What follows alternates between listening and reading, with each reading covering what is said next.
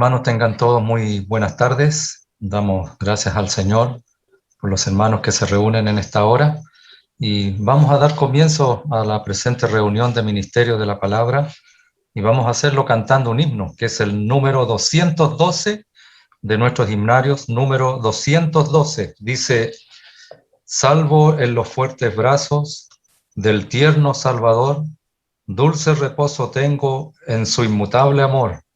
Vivo bien garantido contra el poder del mal. Cristo me ha recogido del hondo cenagal. Himno número 212. Salvo en los fuertes brazos del tierno Salvador, dulce reposo tengo en su inmutable amor. Vivo bien garantido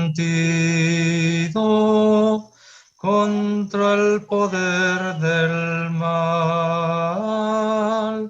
Cristo me ha recogido del hondo cenagal. Salvo en los fuertes brazos del tierno Salvador, dulce reposo tengo en su inmutable amor. En el desierto triste, por donde paso aquí, con su bondad me guía, bien apoyado así. Él siente simpatía por todo mi dolor, lo cambia en alegría con su sincero amor. Salvo en los fuertes brazos del tierno Salvador, dulce reposo tengo en su inmutable amor. A mis necesidades Él cuida de atender. Mis dudas, mis errores consigue esclarecer. Sobre mi oscura vía lanza celeste luz, mi protector y guía siempre será Jesús. Salvo en los fuertes brazos del tierno Salvador, dulce reposo tengo en su inmutable amor. Deseo acá servirle mientras ausente está, y cuando venga en nubes, Él me recogerá. Día en el cual su rostro en plena luz veré, y su divina gloria, sin nieblas miraré, salvo en los fuertes brazos del tierno Salvador. Dulce reposo tengo en su inmutable amor. Bien, hermanos, tengamos un momento de oración al Señor para encomendar esta reunión en sus manos. Y quisiéramos pedir a un hermano en comunión de nuestra asamblea que pudiera encomendarnos al Señor, por favor. Oremos, hermano.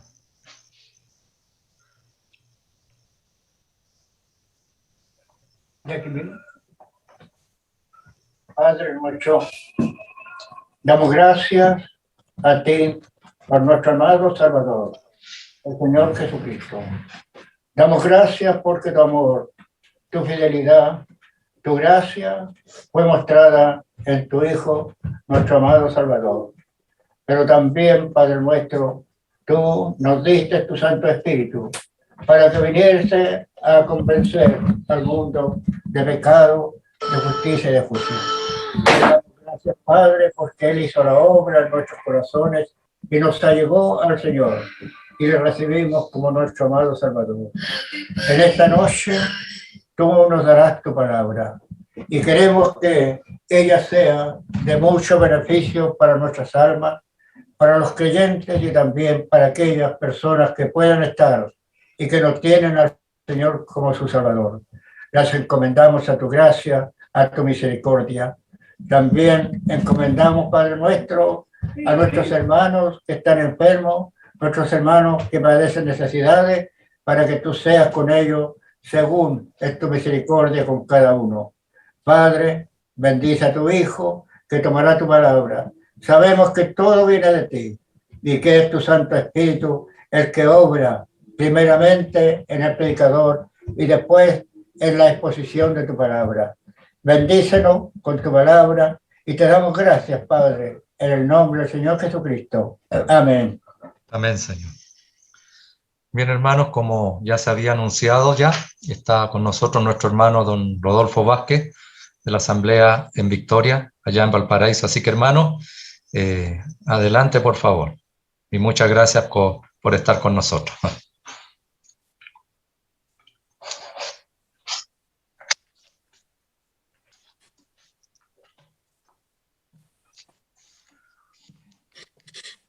Muy buenas noches a todos los hermanos.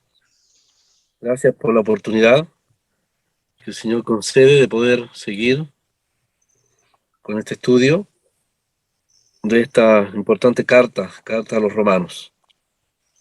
En esta oportunidad, hermanos, vamos a considerar una porción que ha sido considerada una de las difíciles de entender y de explicar también.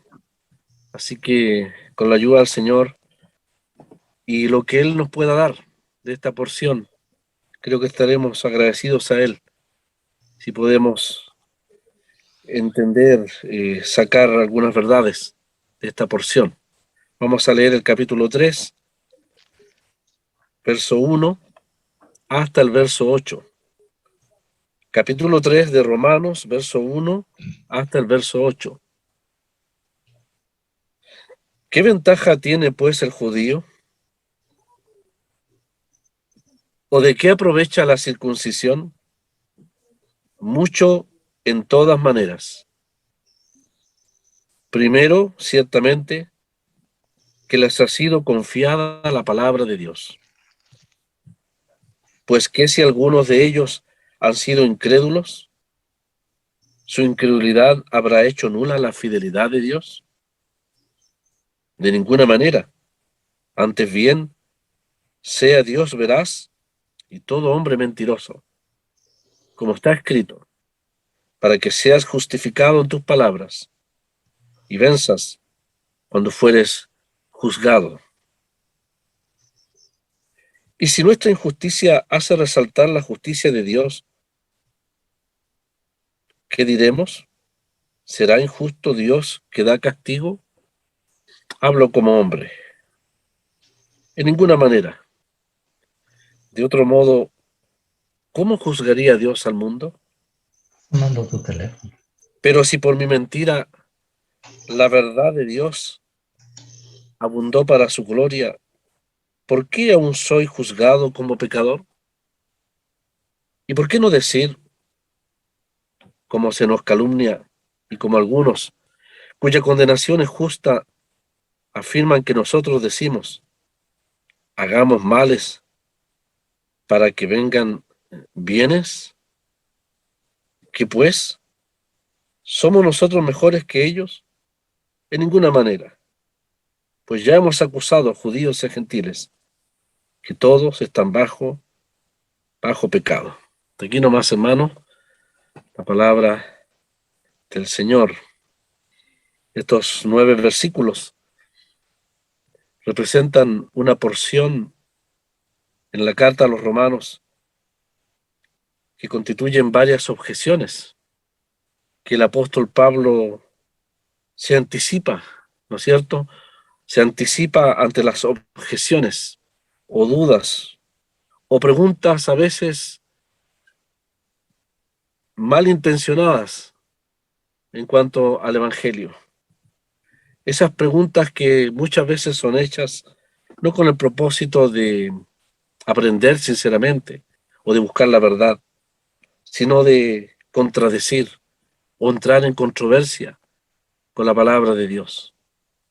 De cierto modo, estamos frente a la sabiduría del apóstol Pablo, guiado por el Espíritu Santo, de precisamente anticiparse a las objeciones posibles, especialmente del pueblo de Israel, de quienes hemos venido estudiando en este capítulo 2, capítulo donde el apóstol Pablo ha sentado por medio del Evangelio en el banquillo de los acusados, precisamente al pueblo judío. Ya lo ha hecho con los paganos en el primer capítulo, verso 18 hasta el 32, en esa larga lista de terribles maldades y perversidades del corazón humano, de ese grupo de hombres, de esa parte de la sociedad, de la humanidad, que representan aquellos que en ignorancia, tristemente, pero habiendo sido objetos de la revelación de Dios por medio de la creación, simplemente decidieron echar a un lado el conocimiento de un Dios personal, de un Dios ante el cual tendrían que dar cuenta. Dice la palabra que por cuanto decidieron ellos, no aprobaron tener en cuenta a Dios, definitivamente en el verso 28, Dios los entregó. Y se acuerdan, hermanos, que el fiscal, hablando en términos legales, en esta carta, el fiscal acusador de los gentiles paganos fue la creación. Se responde así a la pregunta que muchas veces se hace: ¿y qué de aquellos que nunca escucharon el Evangelio? ¿Qué de aquellos mongoles, esquimales, aztecas, mayas, incas, pueblos que nunca escucharon la verdad del Evangelio? Bueno, Pablo responde a esa pregunta y nos dice que ellos sí tuvieron la luz necesaria para buscar y conocer al Dios verdadero. Esa luz, hermanos, la miraban todos los días. Los mayas tanto miraban el cielo y fueron capaces de entender que el año tiene 365 días, 6 horas. Y entendieron el viaje de todas las estrellas y los cometas. Descubrieron que esa estrella hermosa, que es la primera que aparece en el atardecer, es el planeta Venus. Por lo tanto, el mismo conocimiento que tenían de la cosmología, digámoslo así, de la astrología, de los astros en realidad, les condena, porque esa es la huella de Dios en la creación. Y lo ha dicho el apóstol Pablo, su eterno poder y deidad se hacen claramente visibles por medio de las cosas hechas, de modo que no tienen excusa. Si ellos sinceramente, con un corazón abierto, a buscar a aquel ser superior, detrás de toda esa maravilla que creó, ellos lo hubiesen buscado, Dios les hubiese revelado su persona, cumpliendo el principio de los profetas que dicen: me buscaréis y me hallaréis, porque me buscaréis de todo vuestro corazón. Hermanos, aunque estuviera el pueblo de Israel, Dios nunca se dejó sin testimonio. Nos sorprende que cuando Abraham pelea contra los pueblos de Sodoma, esa confederación que atacó Sodoma y Gomorra, aparece de repente un hombre que no es de Israel y se llama sacerdote del Dios Altísimo. Y se acuerdan, hermanos, que cuando Israel quiso ser destruido por Balac, rey de Moab, ¿a quién contrató? A un profeta o a un falso maestro o falso profeta que se fue a buscarlo, lo mandó a buscar a Babilonia. Balaam tenía conocimiento de Dios, pero Balaam no quiso sujetarse a la autoridad de Dios, por lo tanto murió. Sabemos que él se perdió. ¿Qué es lo que le condenó? El conocimiento de Dios. Ese mismo conocimiento podría haberle salvado si él hubiese reconocido los derechos de Dios sobre Israel. ¿Y qué decir de los magos? Los magos que no tenían la Biblia, o a lo mejor la tenían, no lo sabemos. ¿Acaso no fue la creación que les guió al conocimiento de que habría de venir un Mesías? Ellos entendieron que existe un creador y vieron algo inusual en las estrellas que les señaló que había un propósito divino. Y ciertamente el corazón de los magos estaba dispuesto a conocer al Dios verdadero. Y el Dios verdadero les guió, y les guió nada menos que a la persona de su Hijo. Fueron los únicos que tuvieron el privilegio de ver al niño 2 años después, envuelto en pañales, dice la palabra, y le tributaron culto y adoración que toda la nación de Israel no fue capaz de darle. Dios es misericordioso y es bueno para con los que le buscan. Lamentablemente las naciones paganas en general son acusadas por la palabra de Dios de haber rechazado a un Dios personal y, siguiendo los principios necios del corazón pecaminoso, rechazaron la posibilidad de un Dios ante el cual pudiesen responder por sus actos. Definitivamente concibieron sus propios dioses. Son declarados culpables, según el Evangelio del Señor aquí en la carta a los romanos. Vimos los moralistas también, ya sea orientales, griegos, lo que sea, realmente esas personas que entendieron ciertos principios de moral, de ética, de lo que era correcto en la vida, ellos les acusa la conciencia. La conciencia les acusó de que lo que ellos veían de mal en otros era lo mismo que ellos podían practicar. El corazón humano está hecho del mismo material pecaminoso y engañoso. Por lo tanto, ya sean pecadores recalcitrantes o moralistas, todos somos pecadores, dice la palabra de Dios. Ya han pasado entonces los gentiles paganos y los moralistas. Y vimos, hermanos, que desde el verso 17 del capítulo 2 hasta el final le corresponde pasar al banquillo de acusado, nada menos que a los judíos. El verso 17 ha dicho: y aquí tú tienes el sobrenombre de judío. Y Pablo entonces derrumba los 2 pilares de la falsa confianza de todo el judaísmo. El primero de ellos es la ley. Y claro, había motivo de gloriarse en la ley, ¿por qué no? Si era la palabra de Dios revelada en el Antiguo Testamento. Pero ellos pensaban que la ley, el solo hecho de tener la ley, leer la ley en las sinagogas, recitarla o memorizarla, les eximiría del juicio de Dios. Y no entendieron que aunque siendo judíos o hijos de Abraham, si ellos no guardaban la ley, esa misma ley que fue dada en el Sinaí, sería el elemento que Dios usaría en contra de ellos. A mayor luz, entendemos que es mayor responsabilidad. Por lo tanto, la ley no les salva, porque ellos fueron infractores de la ley. El mismo mártir Esteban, recibisteis, les dice, la ley por medio de ángeles y no la guardasteis. Por lo tanto, toda la nación de Israel es responsable de su inconsecuencia. Por un lado, de tener un privilegio, la palabra de Dios con ellos, hasta el día de hoy. Pero por otro lado, una gran responsabilidad que hicieron con ella, no la cumplieron. El segundo elemento o pilar, falso apoyo, sobre el cual los judíos pensaban que ellos, a diferencia de los paganos, no serían juzgados con la misma vara del juicio de Dios, era que ellos confiaban en la circuncisión. Un rito que ustedes saben era hecho a los 8 días de nacido, sobre todo varón judío. Señal del pacto, señal de la relación de pacto entre Dios y Abraham, el patriarca de la nación. Pero era una señal externa que, si no iba acompañada de un corazón realmente de fe, una actitud de fe, de nada servía. Lo externo de nada sirve si no va acompañado de una realidad interior.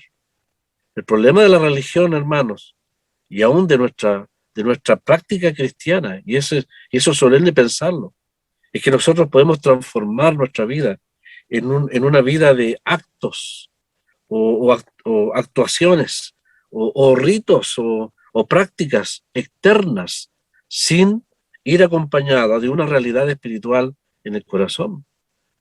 Cuando éramos inconversos, a muchos de nosotros nos bautizaron siendo niños. Jamás entendimos eso. Y alguien siendo adulto podría decir, bueno, yo soy bautizado, como el judío circuncidado. Pero si usted no se ha convertido a Cristo, no ha tenido una relación personal de salvación con Él, de nada le sirve haber pasado por las aguas del bautismo, inclusive en una denominación cristiana o en un grupo cristiano. Hay personas que piensan que por el bautismo sus pecados son lavados. Otros se han atrevido a ir más allá y decir que el bautismo regenera a la persona. Usted puede pasar por 1000 ríos de agua y si no ha habido un verdadero arrepentimiento y comprensión de lo que es el mensaje de salvación, 1000 ríos de agua no jamás podrán lavar sus pecados, ni cambiar la condición interna del corazón.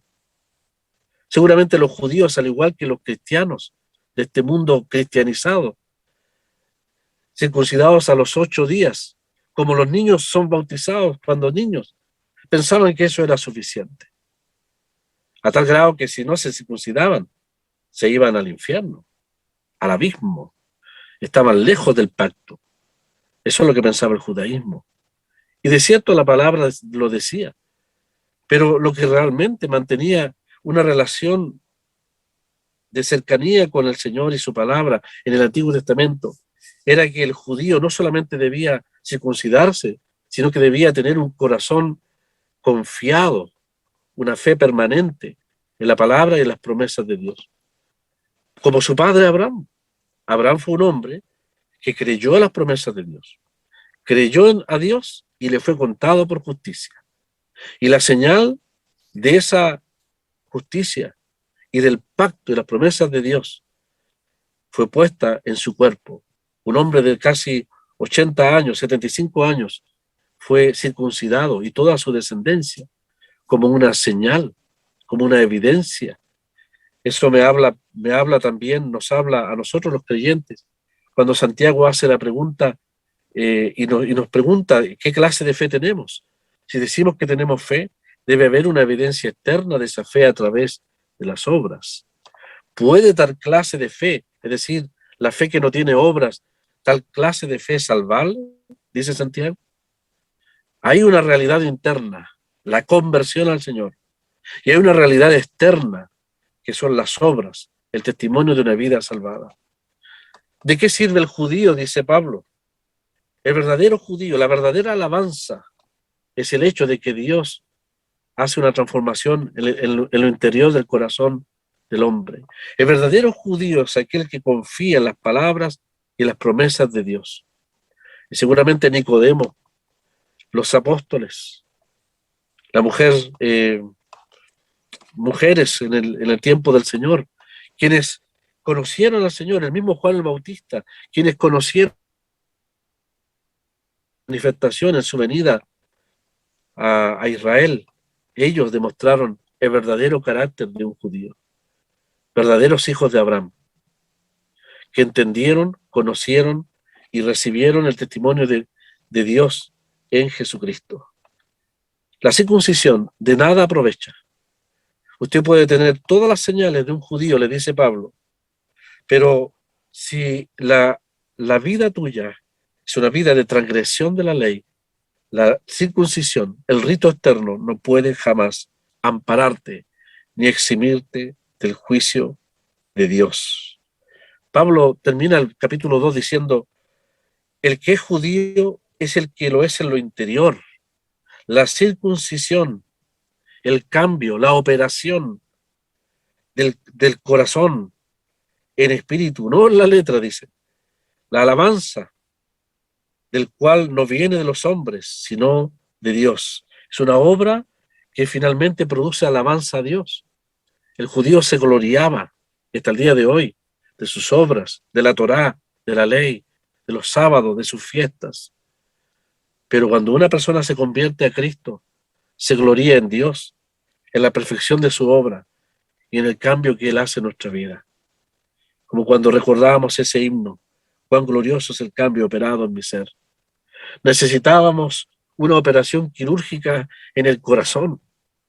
Había un mal, un cáncer que solo Dios podía cambiar, sacar del corazón. Esa operación la hizo el Señor. El día que nos convertimos a Jesucristo, no solamente perdonó nuestros pecados, sino que dio nueva vida, nos dio nueva vida. Nacimos de nuevo. Esa operación interna la hizo el Señor. La podríamos llamar, hermanos, en la circuncisión espiritual que hizo Dios. Cortó completamente con el pecado y la carne, que fueron juzgados y condenados en la cruz del Calvario, y nos dio un corazón nuevo. Os daré un corazón nuevo, decían los profetas a Israel. Circuncidaré vuestro corazón de piedra, dice, y os daré un corazón nuevo. Circuncidaos, dice, el prepucio de vuestro corazón, dijo un profeta a Israel. En otras palabras, arrepentíos y creed la palabra del Evangelio. Gracias, hermano, a Dios, que el cristiano o el convertido en todo lugar viene a hacer lo que realmente es el propósito de la circuncisión, una señal física que apuntaba hacia un cambio espiritual, una operación divina en lo más profundo de nuestro ser, quitando, sacando lo que nos condenaba, nuestros pecados. Así que no necesitamos circuncidarnos, no necesitamos bautizarnos, sino que simplemente necesitamos confiar en Cristo, y eso es suficiente.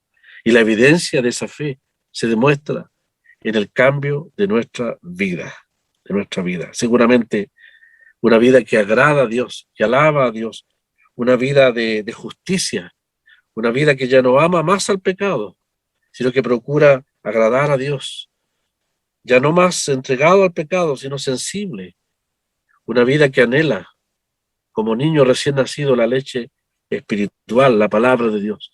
El día que nos convertimos ocurrieron muchos cambios, que no fueron forzados, ni la religión los forzó, fue una obra de Dios, genuina, un cambio, un nuevo nacimiento, que Dios obró en nuestro corazón.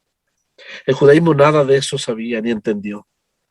Y Pablo aquí trata de hacerles ver que el verdadero transformación era del corazón, no ritos, no leyes. Usted puede tener la Biblia, estimado amigo, puede tener la Biblia abierta en el Salmo 91 y no producirá ningún cambio. Usted podrá leer la Biblia, pero si no hay una actitud de fe y de humillación a la palabra, hacer lo que la palabra dice, no producirá jamás el cambio en el corazón del hombre. Seguramente los judíos se gloriaban de tener los rollos de la ley. Y alguien puede tener muchas Biblias en su casa y nunca experimentar la salvación. La palabra de Dios es una maravilla, es un tesoro. Cuando se abre con la sed, con el ansia de buscar la verdad y conocer lo que Dios revela en su palabra respecto de mí y de lo que debo hacer respecto a la salvación.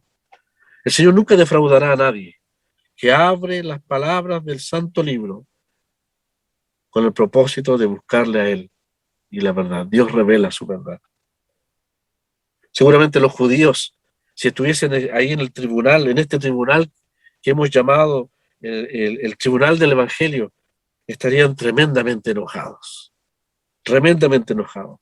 Y es impresionante, estimados hermanos y amigos, que cuando le toca el turno al judío y se toca sus dos más grandes confianzas, la ley y la circuncisión, salta inmediatamente en oposición y en argumento. Las preguntas que hace el apóstol Pablo son las preguntas que un judío haría en contra del Evangelio. Y aunque la Biblia no lo dice, siempre lo hemos dicho, seguramente los hermanos de Quintero lo han escuchado, me parece ver que cuando el gentil es acusado por la creación, me parece ver a un culpable ahí en el banquillo, con la cabeza gacha y humillado, en silencio. Y el moralista tomándose a lo mejor la barba o el mentón, pensando, seguramente Pablo tiene razón, evaluando y pensando en silencio. Pero no más se le toca al judío las falsas pretensiones, inmediatamente se levanta en oposición. Y aunque no tenemos a un judío con nombre y apellido aquí en estos 8 versículos, Pablo lo imagina y lo presenta delante de nosotros, anticipándose a todas las objeciones, a veces, hermanos, hasta absurdas respecto al Evangelio. Hay por lo menos 4 objeciones, 4 oposiciones a la verdad del Evangelio, de la verdad que Pablo aquí está presentando respecto a la condición de los judíos. La primera objeción la tenemos en los 2 primeros versículos. El judío podría decir, si tú entonces, Pablo, has dicho que de nada sirve la circuncisión y hablas de que nosotros no cumplimos la ley, entonces preguntaría, ¿no es cierto?, un judío. Pablo nos estaría diciendo, seguramente un judío, alguien te estaría preguntándose, ¿qué ventaja pues tiene ser judío? ¿O de qué aprovecha la circuncisión si Pablo atrevidamente se ha osado, ¿no es cierto?, desprestigiar lo más precioso para nuestra religión? ¿Qué sentido tiene entonces? ¿Qué diferencia hay con el gentil? ¿Qué provecho tiene el que yo sea judío y que yo me haya circuncidado? Seguramente Pablo, hermanos, que predicó el Evangelio por tantos lugares, en tantas sinagogas, hizo una lista de las objeciones. Yo tengo una lista que a veces es interesante para los hermanos que predican el Evangelio, que la ha dejado de hacer, de oposición al Evangelio, de inquietudes o de preguntas en contra del Evangelio. Alguien podría decir, no, la salvación es por las obras, y hay que dar una respuesta. Alguien podría decir, no, el infierno no existe, y hay que dar una respuesta. Mientras más predica el Evangelio, más increíblemente objeciones y oposición se va levantando contra la palabra de Dios. Alguien diría, pero yo no soy pecador. Mi vecino, mire, las mujeres que se paran en la esquina aquí en las calles de Valparaíso en la noche, la gente que está en la cárcel, a eso debe predicar el Evangelio. Yo, pecador, alguien podría decir, bueno, mire, yo oro a Dios y siempre me responde. Dios ha sido tan bueno conmigo. ¿Cómo podría decirme que soy pecador? Seguramente los hermanos que están aquí conectados, que han predicado el Evangelio a través de los años, tendrían que hacer una lista enorme de objeciones, increíbles al Evangelio. Aquí hay 4 que Pablo ha recopilado por su experiencia a través de las sinagogas. Él ha pasado por muchas provincias del Imperio Romano, y cuando predica el Evangelio en las sinagogas, los judíos se levantan y se oponen al Evangelio. Hay algunas razonables, otras absurdas, pero finalmente excusas y excusas. Como cuando el Señor hablaba de la invitación al reino de los cielos, y unos dijeron, he comprado una yunta de bueyes y tengo que ir a verla. Acabo de comprar un campo. Y otro dice, no, hoy día me casé, por lo tanto no puedo ir a la invitación. las excusas de los placeres, de la ocupación, del trabajo, de tantas cosas. Siempre habrá excusas en contra del Evangelio. Y el judaísmo, el rabinismo, era experto en quitarle el cuerpo al asunto, buscando cómo desviar la verdad del bendito Evangelio. La primera objeción entonces es, si Pablo,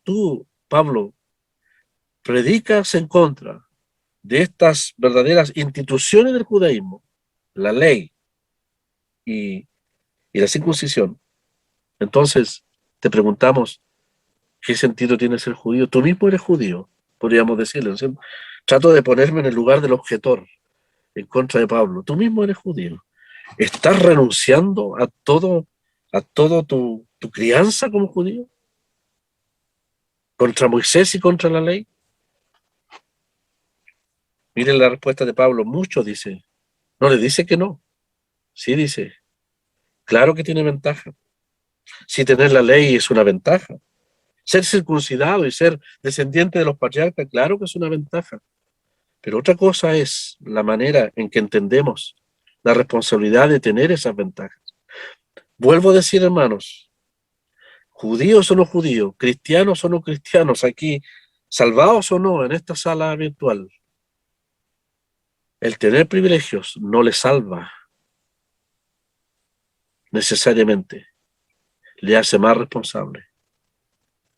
Por ejemplo, si usted es hijo de cristiano, de creyente, qué privilegio. A mí me gustaría haber nacido en un hogar cristiano. Los 16 años o más que viví en la juventud en el mundo, me gustaría haberlos vivido en un ámbito de un hogar cristiano. Pero ese privilegio no me salvaba. Yo tengo hijos acá en la casa. El privilegio de ser parte de un hogar cristiano no les salva. Les puede llevar, sí, al conocimiento de la verdad, pero les hace más responsables. El haber nacido en el judaísmo no te hace salvo. Lo que te hace salvo es creer la palabra de Dios. Hay personas que son hijos de padres cristianos o de grupos cristianos. No necesariamente son salvos.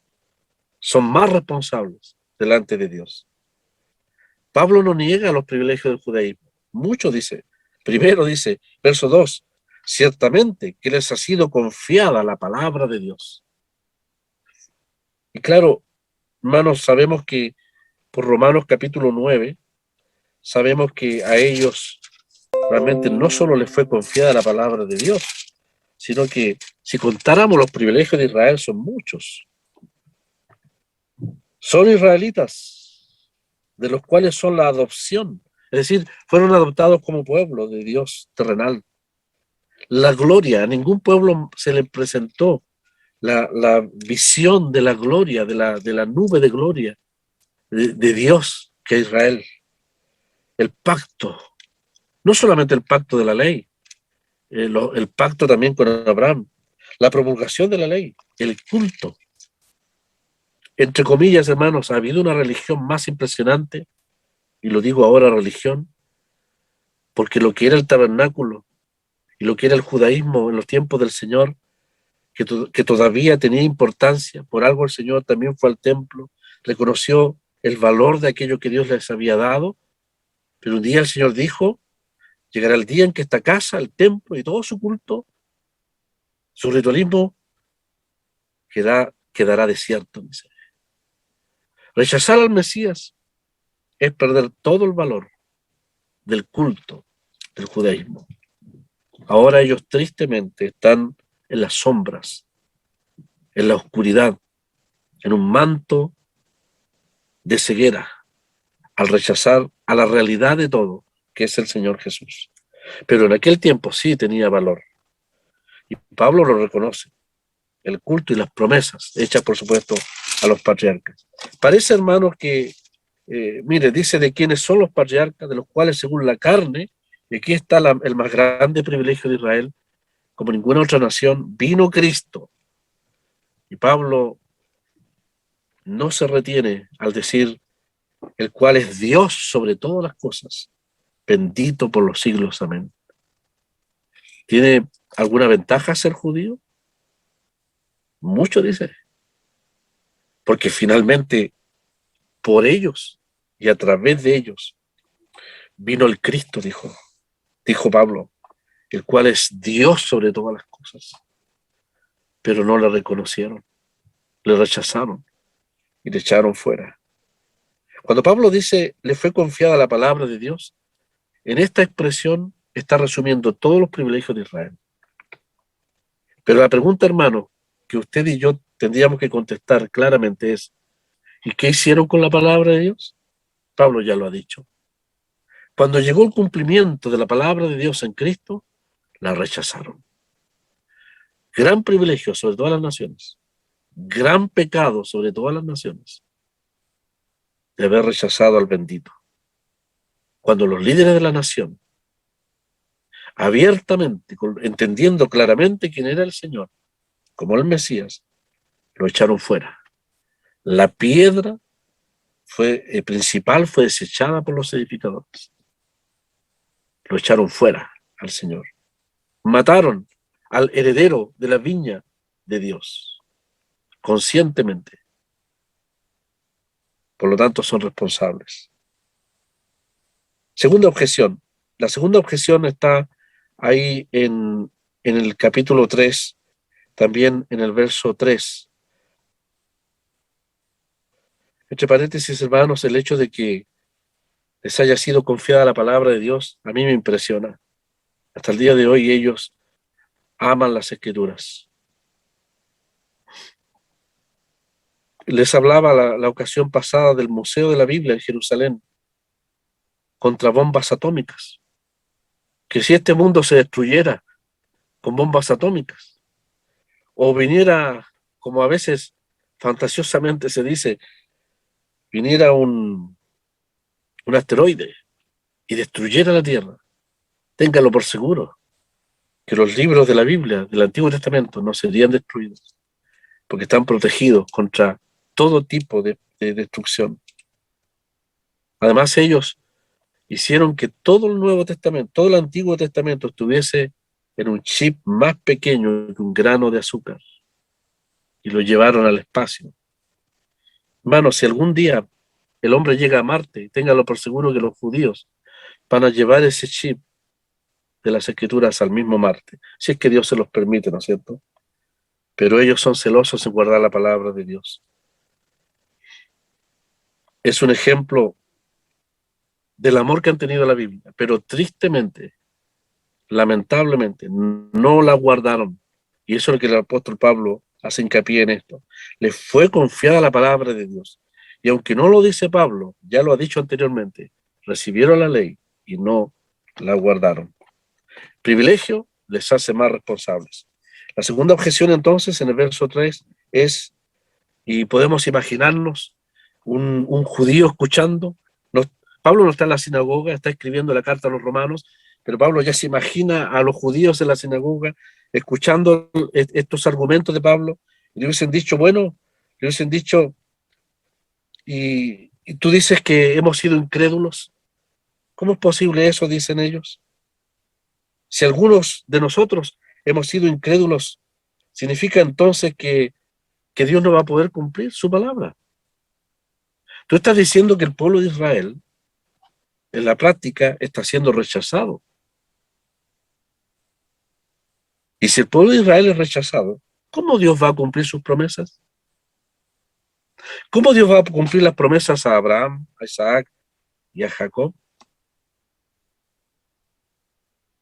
¿Podría ser Dios fiel a su palabra?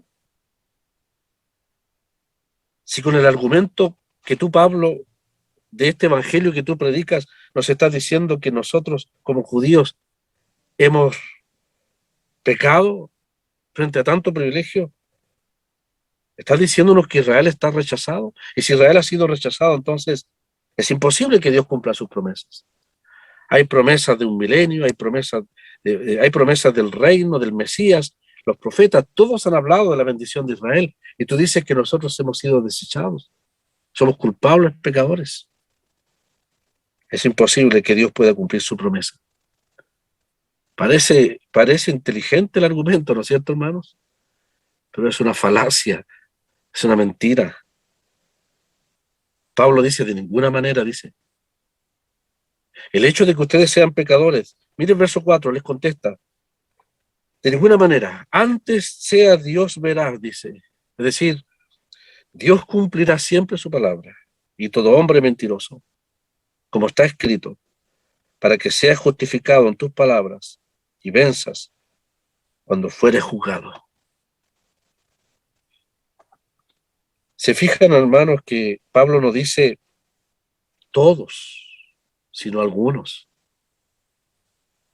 Porque también 3.000 judíos, cuando Pedro predicó el Evangelio, 3.000 se convirtieron al Señor. Y los discípulos. Y muchos del judaísmo se convirtieron. Todo Israel, en términos generales, la nación rechazó a Cristo. Pero había un remanente que se convirtió a Jesucristo. Y ese remanente ya no es judío, es parte de la iglesia. Es parte de la iglesia. Este argumento de que si Dios juzga al judío, le haría imposible poder cumplir las promesas de Dios, porque no habría pueblo sobre el cual cumplir las promesas de Dios, es una falacia. Es decir, es algo que si uno no está preparado, parece razonable, pero en el fondo es falso, porque el mismo judíos deben saber por su historia que varias veces en su historia Dios castigó a la nación y nunca terminó con ella, y nunca Dios falló en sus promesas. Isaías dice en el primer capítulo, en ese lamento que él hace, y queda la hija de Sión, dice, como enramada en viña, y como cabaña en melonar, como ciudad asolada.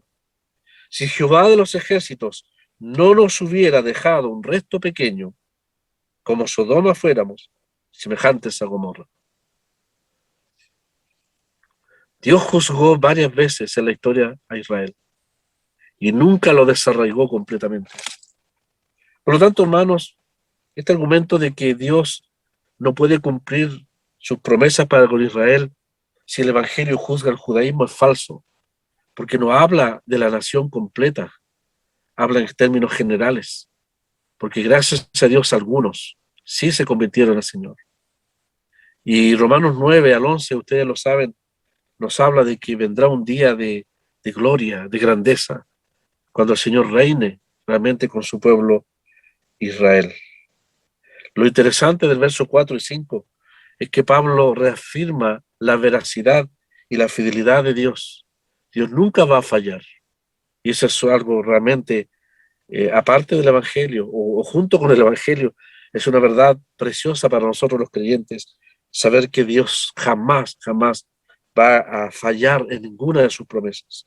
Antes Pablo dice, todo hombre sea mentiroso, inconstante, incumplidor. Los hombres fallamos, pero Dios jamás va a fallar, ni en los grandes aspectos dispensacionales para con su pueblo, Israel y la iglesia, y mucho menos en el aspecto personal de los asuntos cotidianos de nuestra vida, de las promesas del Señor para nuestra vida. Cuando eres juzgado en juicio, cuando vienes a juicio, dice Pablo, tomando las palabras de David en el Salmo 51, tú siempre vences, dice, siempre tienes la razón. Tu juicio siempre es justo. Y aunque el pecador y aunque los incrédulos reclamen y vociferen, finalmente el juicio de Dios, la palabra de Dios triunfará. Siempre va a ser así. En todo juicio vencerás siempre. Y venza, dice, cuando fuere juzgado. La tercera objeción, vamos a ir más rápido para que nos alcance el tiempo. La tercera objeción está ahí en el verso del 5 al 7. Entonces, el judío dice, y se toma de las palabras que ha dicho Pablo. Pablo ha dicho, no, Dios es justificado, Dios vence, Dios es glorificado desde el juicio. Entonces, el hombre toma la palabra y dice, bueno, si tú dices que Dios es glorificado en el juicio sobre nosotros, entonces nuestra injusticia hace resaltar la justicia de Dios. Entonces, este hombre objetor dice, y Pablo lo pregunta, como una pregunta que haría el judío contradictor, ¿será injusto Dios que da castigo? En otras palabras, esta persona que está escuchando imaginariamente el Evangelio, que seguramente Pablo ya lo escuchó en otras sinagogas, está diciendo, mira, si tú dices que Dios es glorificado en el juicio al castigarnos a nosotros, si el juicio sobre nosotros trae gloria a Dios, ¿es Dios injusto entonces? Porque yo estoy, por mi acto de juicio, Dios está siendo glorificado. Hermanos, parece un argumento y realmente para nosotros ciertamente es, en este lado de la gracia, eh, es un argumento realmente casi absurdo. Pero lo que están diciendo los judíos a Pablo es decirle, tu evangelio me está diciendo que dentro del programa de Dios, Dios está incluyendo el pecado dentro de sus planes para glorificarse. O sea, nosotros somos un juguete de sus acciones. Dios determinó que el pecado, nuestra incredulidad, le traiga gloria a Él. Entonces, si yo soy un instrumento del juicio, ¿acaso Dios no está actuando injustamente sobre mí?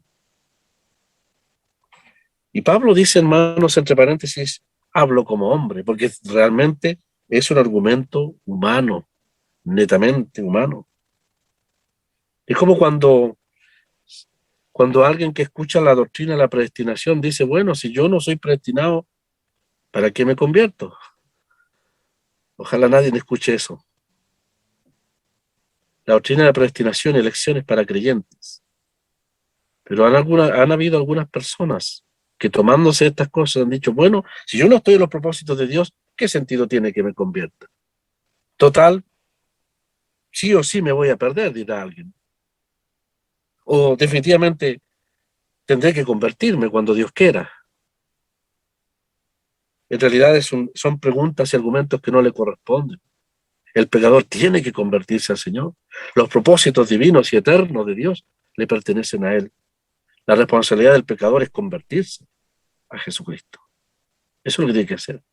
Y aquí el judío trata de atribuirle injusticia al plan de salvación al, al, al tomarse de las palabras de Pablo y atrevidamente diciendo que diciéndole a Pablo, si tú dices que nosotros, por nuestro castigo, Dios triunfa, es justificado y glorificado, entonces está siendo injusto Dios a usarme a mí como un instrumento de su gloria al juzgarme. Y Pablo tiene que decir, estoy hablando como hombre. Pablo entiende como creyente. Pero cuando una persona, hermanos, está en tinieblas, es impresionante los argumentos que usa. Sigue el judío en el verso 6, dice, y Pablo responde, de ninguna manera, porque si Dios estuviese usando a las personas el pecado y el juicio sobre el hombre para glorificarse, ¿cómo entonces juzgaría al mundo? No podría hacerlo. No, el juicio de Dios no es un asunto, un instrumento de Dios. Dios no se complace en el castigo del hombre. Dios no planeó el pecado. El pecado no es eterno, ni el mal es eterno. El pecado vino en el mundo, entró por un hombre, y por el pecado la muerte, y la muerte pasó a todos los hombres. Pero cuando todos pecaron, nosotros somos responsables, no Dios de nuestro pecado. No Dios de nuestro pecado. Y cuando Dios juzga, sí, su justicia, su santidad es reivindicada, pero Dios no se goza en el castigo del hombre. Nunca olvidemos eso, estimados amigos.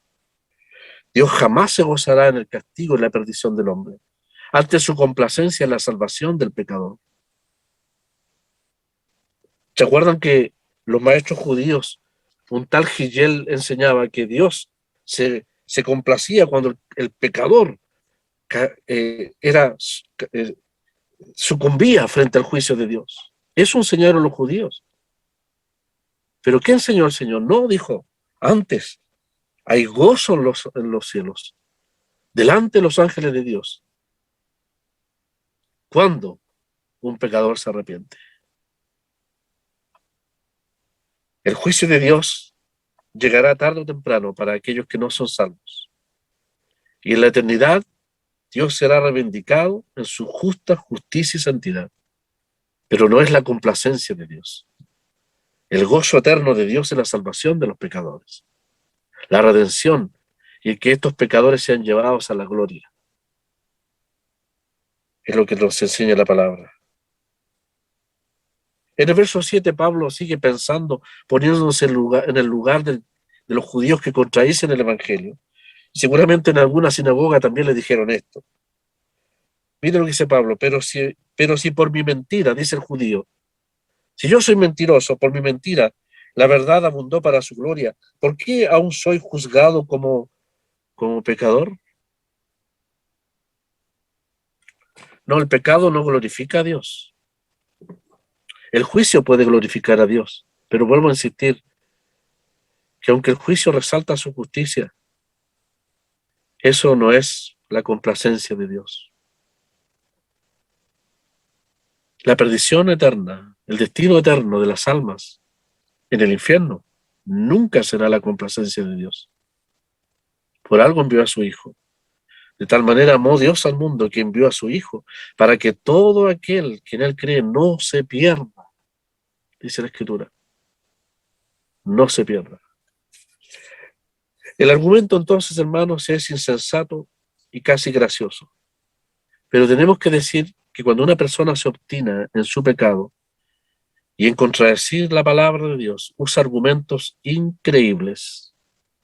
Una vez una persona dijo, dijo, no importa, en el infierno voy a estar con todos mis compañeros y voy a tener compañía toda la eternidad. Es como para la risa, es como para reírse y llorar, ¿no es cierto? Cuando personas dicen eso.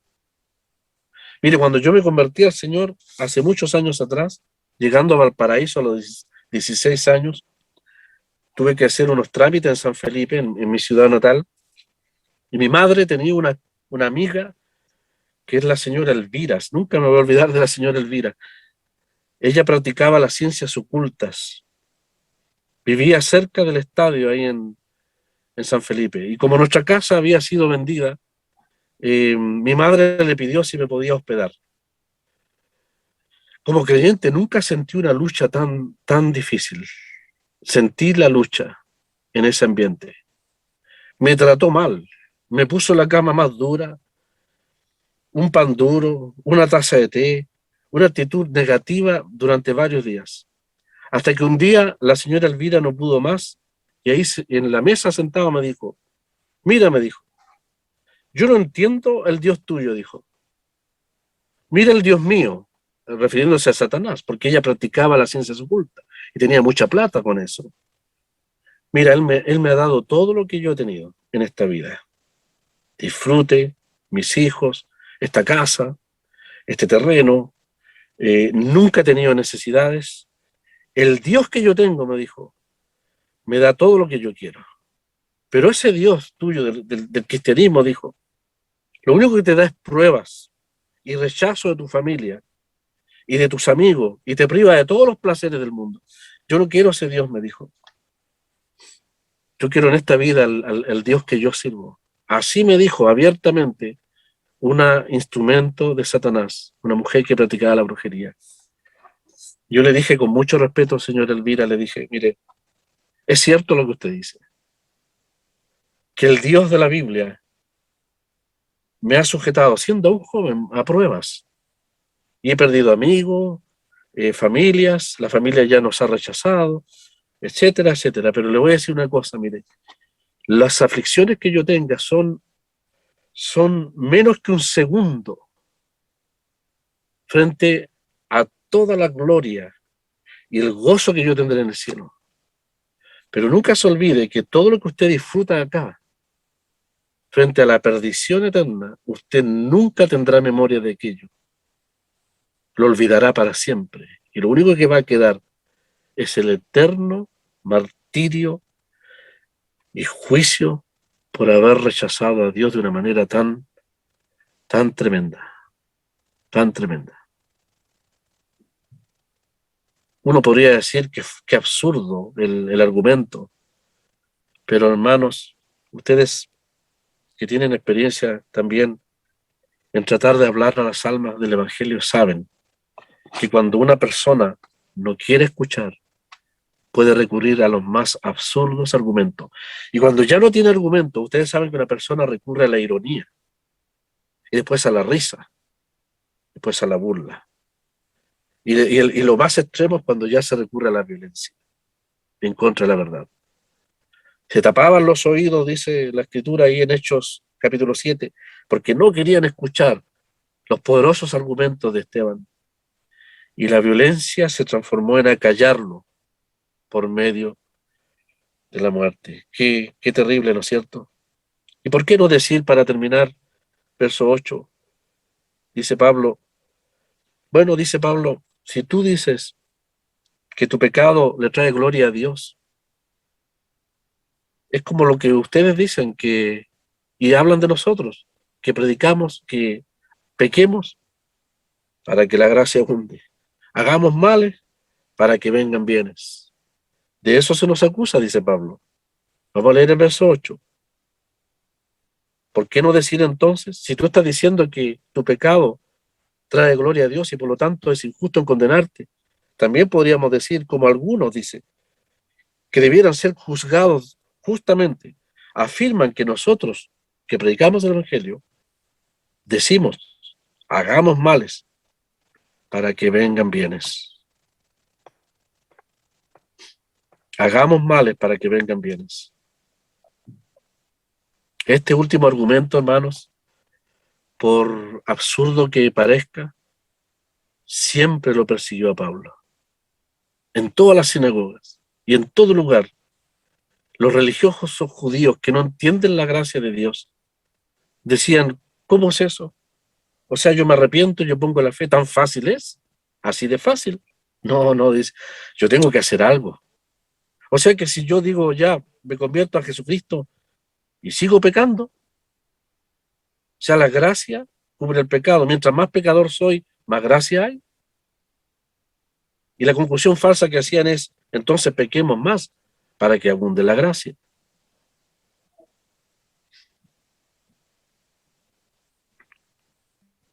Voy a leer un comentario acá de un hermano, dice, este último argumento, por estúpido que parezca, es constantemente presentado contra el Evangelio de la gracia de Dios. La gente dice, si pudiera ser salvado solamente por la fe en Cristo, entonces podría lanzarme a vivir en pecado. Porque si la gracia de Dios cubre el pecado, y cuanto más pecas entonces, más abundante gracia puede haber. Pero para concluir podemos decir lo siguiente, y yo sé que los creyentes lo van a entender. Cuando un pecador despierta a la gravedad de su pecado y la impotencia para salvarse y pone la fe en Cristo, nunca dirá que la salvación por gracia es tan fácil. Sí, es gratis. Recibirla como un regalo, ¿no es cierto?, será para él la más grande bendición. Un pecador consciente de su pecado, consciente de que está perdido, al saber que Dios le entrega la salvación por gracia, en vez de pecar contra Dios, le dará infinitas gracias a Dios por darle una salvación por gracia. Como dice la Escritura, es el don de Dios, porque es una obra completamente de Dios. Y cuando uno entiende esta verdad, la respuesta nuestra, en vez de lanzarnos a una vida de pecado, total, ya somos salvos, es totalmente distinta. Hay una gratitud al Señor. Esa fue nuestra experiencia.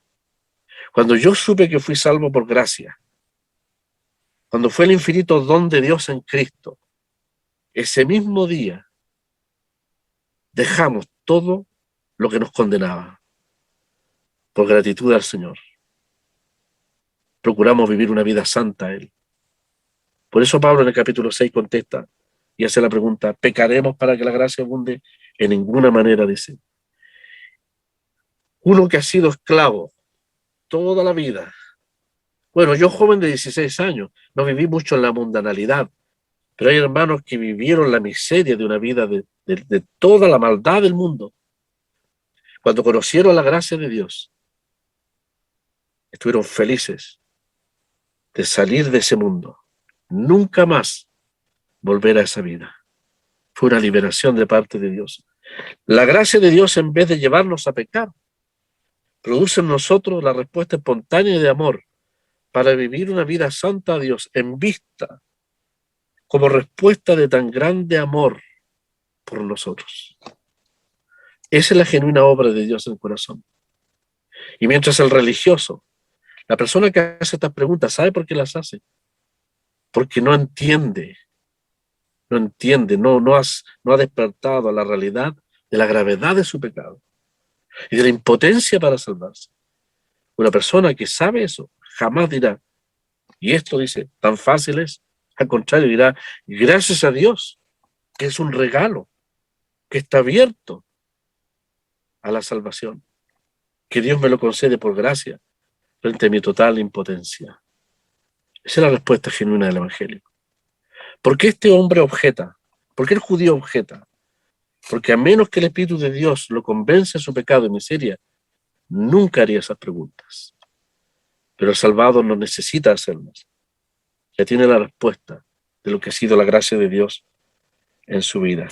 El verso 9, para terminar, ¿qué pues? ¿Somos nosotros mejores que ellos? Dice Pablo, en cuanto a los judíos, en ninguna manera. Y en cuanto a los gentiles, en ninguna manera, dice, pues ya hemos acusado a judíos y gentiles que todos están bajo pecado. Dios permita entonces, hermanos, en un tiempo más, les invito a leer varias veces, por favor, verso 9, todo el capítulo 3, porque vamos a entrar a uno de los capítulos más maravillosos, porque ahí Pablo va a desplegar lo que significa la gracia de Dios sobre nuestras vidas, lo que Dios hizo en Cristo, otorgándonos la justicia que viene solo de parte de Él. Que el Señor bendiga su palabra, les bendiga a todos ampliamente y pido disculpas por haberme pasado del tiempo.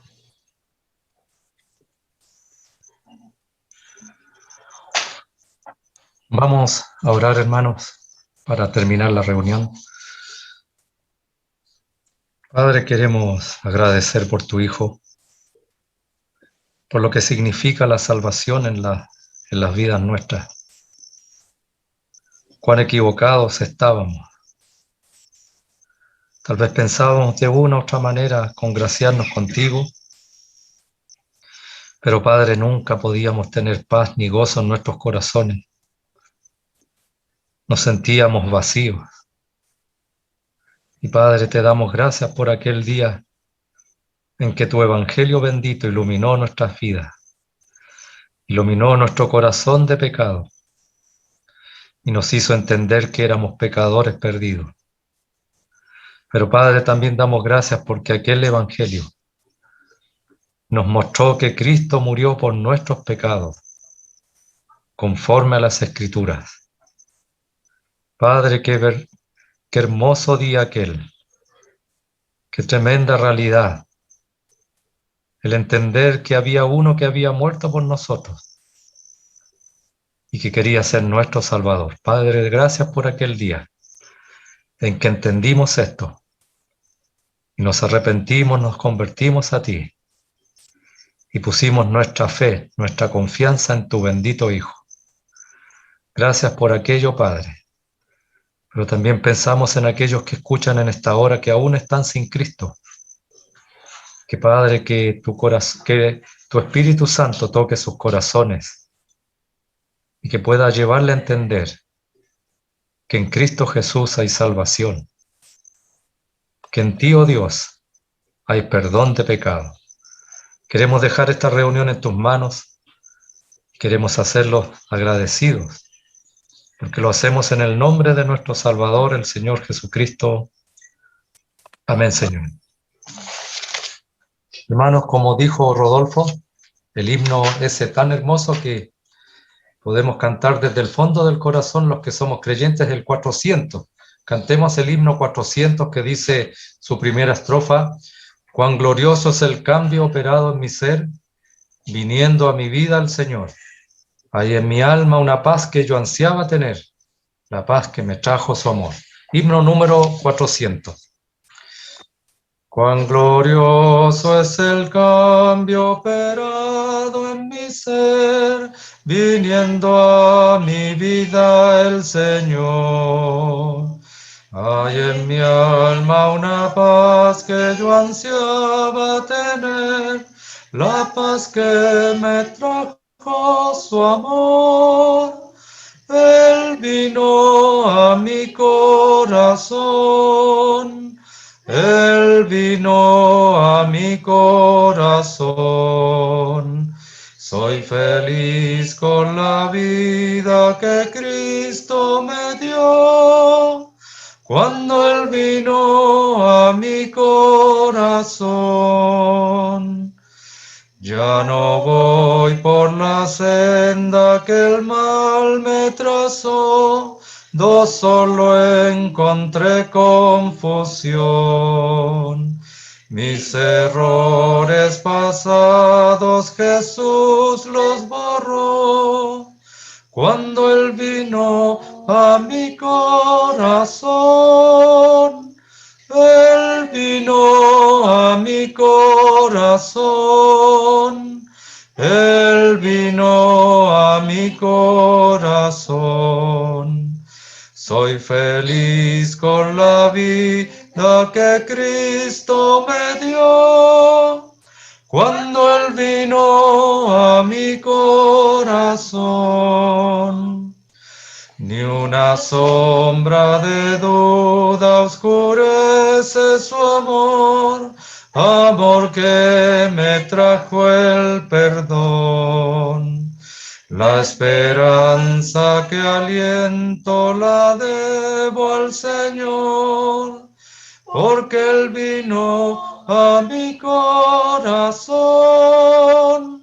Él vino a mi corazón, Él vino a mi corazón. Soy feliz con la vida que Cristo me dio, cuando Él vino a mi corazón. Bien, hermanos, queremos dar gracias a nuestro hermano Rodolfo Vázquez de la Asamblea de Victoria por la palabra entregada hoy.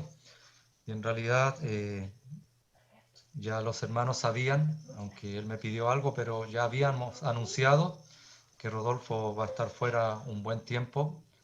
Y decimos esto, hermano, por motivo de su viaje, para que los hermanos podamos orar por el hermano que habrá de salir, pero también orar por su familia que tal vez habrá de quedar, que sea la preocupación de los hermanos por su familia que tal vez quedan y por el hermano que viaja, para poder que el Señor encamine sus pasos y le lleve con bien, porque sabemos, a pesar que se han abierto las cosas en el mundo entero, se está abriendo, pero hermano, debemos orar también por nuestro hermano, porque habrá de estar en un país que es grandísimo y un país donde también hay bastantes dificultades.